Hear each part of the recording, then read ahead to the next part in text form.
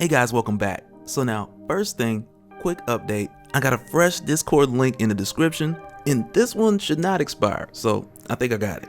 But for everybody hitting me up trying to get in, you can get in. Everything should be good now. And if you have any issues, still, you can just hit me up on Twitter or catch me in the squad hour, but I'm pretty sure at this point we're good to go. But we're getting back into our playlist on our talks on Benjamin Percy's Wolverine, which as a reminder takes place between the issues of what we see going on in X-Force, as well as Marauders, Hickman's X-Men, and everything else, but those three are like the main series that this one refers to kind of give us an idea of when these events are taking place. And when we jump back in with issue 3, like the twists and turns just get ridiculous, so like let's get into it. But first, if you're new to the channel, be sure to subscribe to catch us spills every week, and don't forget to hit that bell up top so we can squad up in the comments for the first hour.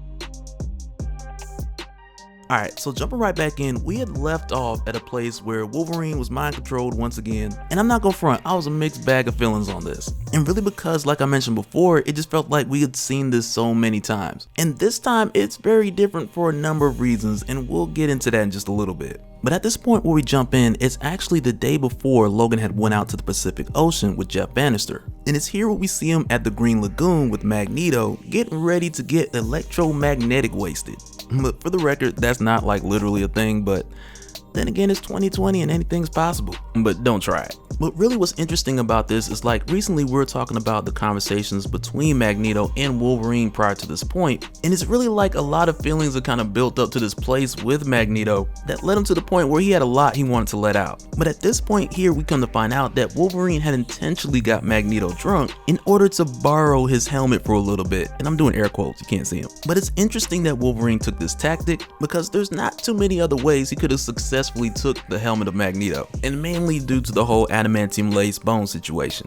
But with doing this, he tells bartender Blob, "You didn't see anything," and from there, Logan just goes on about his way. And really like from here, the narrative it jumps back and forth from what we'd seen happen on the Pacific Ocean and a number of things that took place the day before. But we're gonna talk about this in a more linear fashion. And with doing that, we see Logan after he had gotten Magneto drunk. He then goes to speak with Kid Omega, and with doing so, we get to only see the part of the conversation where Kid Omega's like, "Look, I'm not doing this, I'm tired of dying, matter of fact, I'm bored of dying, and what you just asked me off panel, the answer's no." But then shortly after, he's then met by the Cuckoo sisters, who immediately start gassing him on his bravery with X-Force and taking on the Pale Girl. And then when hearing all these compliments, he then buys into it. Because of course he does, he's Kid Omega. But not long after, the ladies then switch it up, and then they start talking about how the Pale Girl is a true Omega, and how the word is out that she's possibly even more powerful than Jean. And it's pretty obvious what they're doing here in baiting him into this favor for Logan.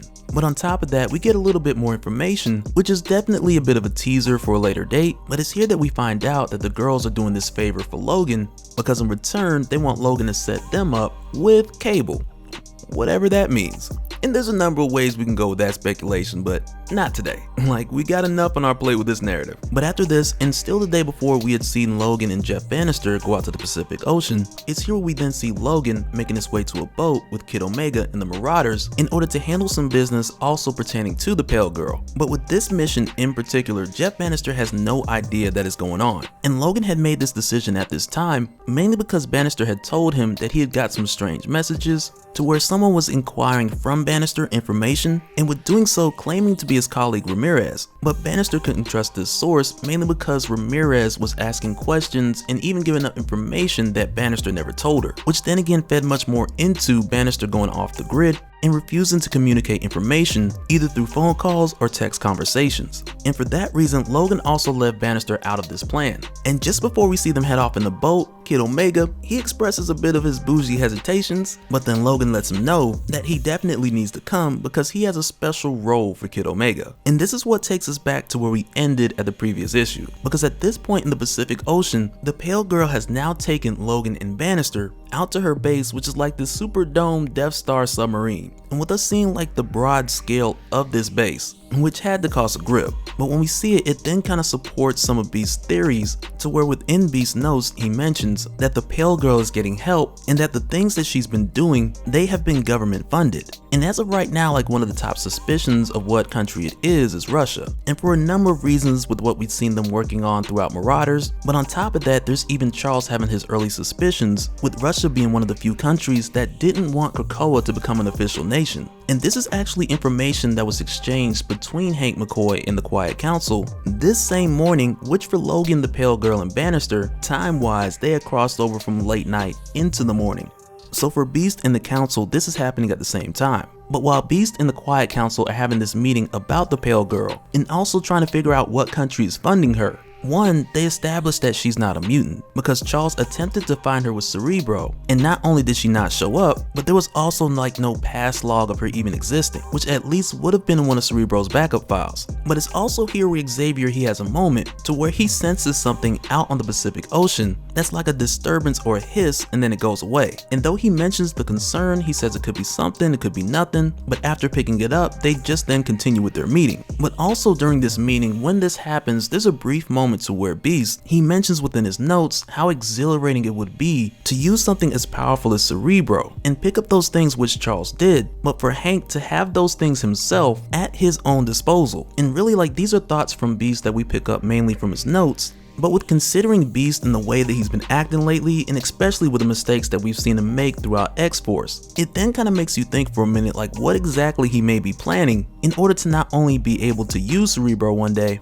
but also prevent any future cases of Jean or anyone else getting into his mind. Because as of late, he's been justifying a lot of messed up stuff that's been going on in there. So who knows what he may do to protect that, because ultimately he feels like he's doing it to protect his country. And I'll even go as far to say, like real quick, like just referring to what we talked about on the Ten of Swords playlist, I kind of feel like Beast is that perfect candidate for the sacrificial card, because he's done a lot of things lately that it appears like he should feel guilty for. But imagine if it all took a turn and Beast sacrificed himself only so he can intentionally die and then come back with telepathy, so that then he could lead X-Force from the point but also use Cerebro. And that's just a thought. Could happen, could be a thing, we'll just have to wait and see. But at this point, jumping back over to the Pacific Ocean, to where Logan and Jeff Bannister are making their way with the Pale Girl to her base, which when we get a closer look, it's like it's definitely Russian, with their logo having remnants of the Russian flag with an X insignia as well. But when the Pale Girl arrives, she comes to find out that another team has crashed the party,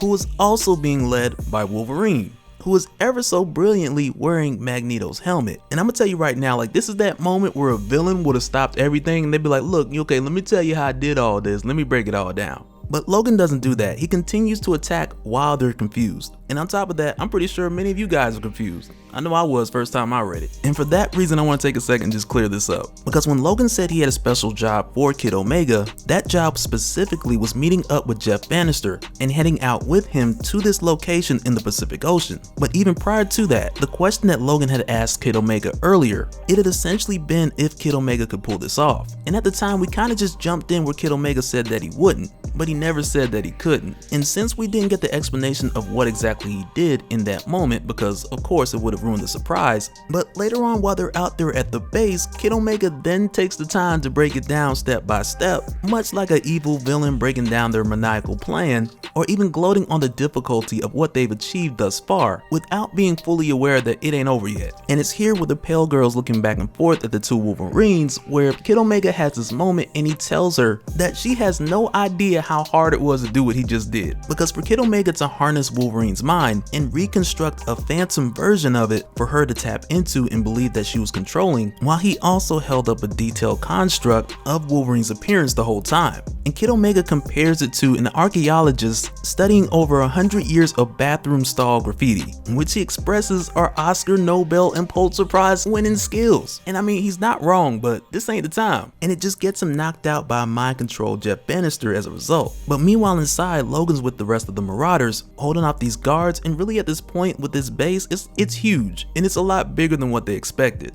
But with their main objective being to stop this Pale Girl, Logan then separates from the Marauders when he sees that she leaves the ship and boards the base. And when he catches up with her at this point, he's got Magneto's helmet, so we know he's covered. And the mind control thing, like, it's not gonna work. Which I do want to talk about yet again, because like the mind control thing, like I said, I was worried. But even at the same time, and I mentioned before, like I had my thoughts, like Benjamin Percy, he knows like how repetitive it's been, and even for it to be done again in a newer story, like one, it can't be something that's stretched out for like a number of issues. But on top of that, if we see it again, or now that we have seen it again, we have to see Logan figure this thing out, because throughout all of his years and all of his experience, this old dog has had to have learned a couple of new tricks. And that is exactly what we see here. And not only with the mind control ending quickly, but also Logan figuring it out himself.